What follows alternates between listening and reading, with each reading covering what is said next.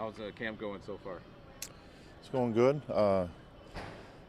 We've had good weather. That's a good thing. We've had good weather, not sweltering or, whatever. But now that I say that, you know how that'll go. Um, but good effort, good accountability, good coachability. So all those things we're looking for early. We're going to need these 2 weeks to get ready to play a game. But I like what I've seen so far. When it comes to kind of rebuilding the defense, what are you looking for? Is it going to command some schematic changes or just a lot of skill development? I think probably skill development and just you've heard me say it multiple times. Pace of play is, or the speed of the game is a huge.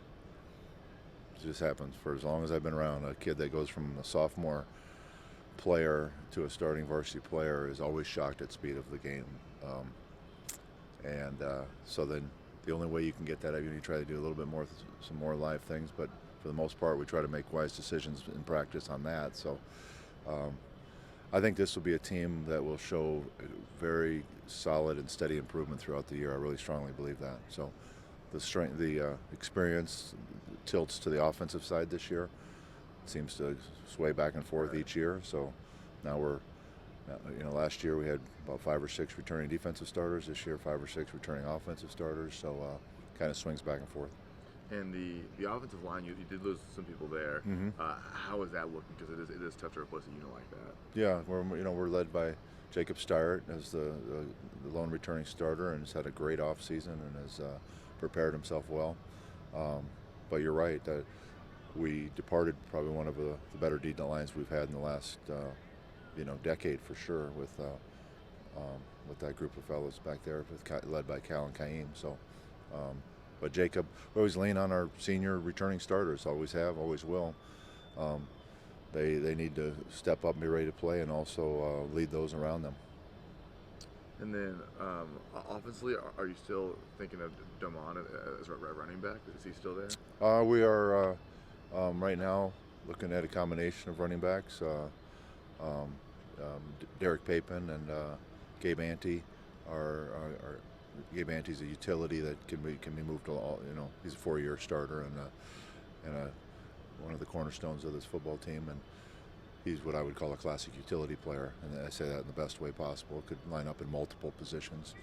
And then Derek's had a really nice camp, and he's put himself in position to play.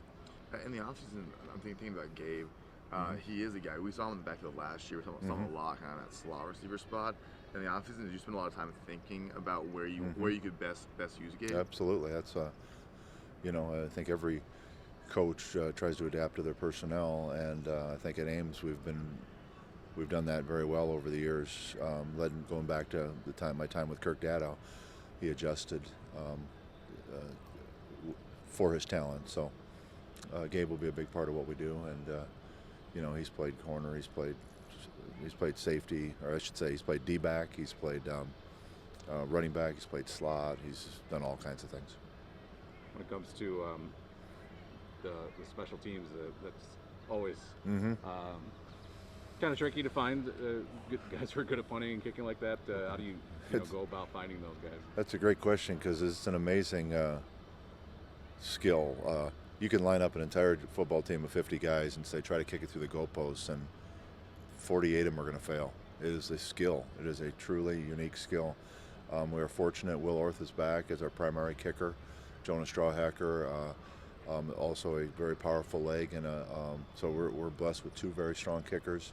Jonah will be doing our punting, and Will has ability there. And H.A. Gross is a very fine long snapper. So I'm confident in those positions that we're in good shape. What's the next step for Cooper at quarterback? What we like when we have multiple years, second and third year starters, is we hope the game slows down for him, and he's I hope and I know that he'll take confidence onto the field, and that he just will see things clearly and make good decisions. He's a tremendous young man with has done absolutely everything in preparation for this season. I mean, he has checked every box completely. There's a good amount of returning receivers. Are you still planning to play Jonah receiver and Nate Withers and Dane? Absolutely, yeah. So Jonah and Nate. Nate's a multi-sport athlete, very good tennis player, frames high, very very good route runner with excellent hands. Jonah has been the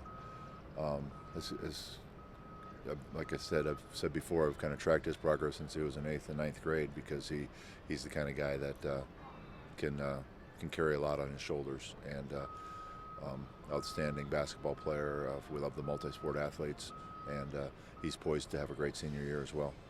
And Dane, is he going to play? Dane is not. Dane right now he's had some back issues at the end of last year, so right now he's not with us.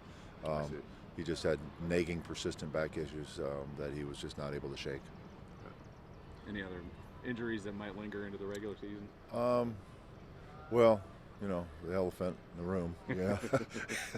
Thanks for not asking. We are aware. I mean, to stand there and see Casey Mumm and Damon Lipsy standing next to me in street clothes is, I'm never going to get used to seeing that. Those are, so the team has done a nice job. I think we've got a nice support system of, those two are supporting us and we are supporting them through their recovery. We love them dearly, and they're two of the finest kids in the entire school. So to have them standing there staring at me every time I turn around is going to be tough, but also reassuring that they're right there with us. So Casey and Taman are a special combination. The offensive line, do you have a few guys that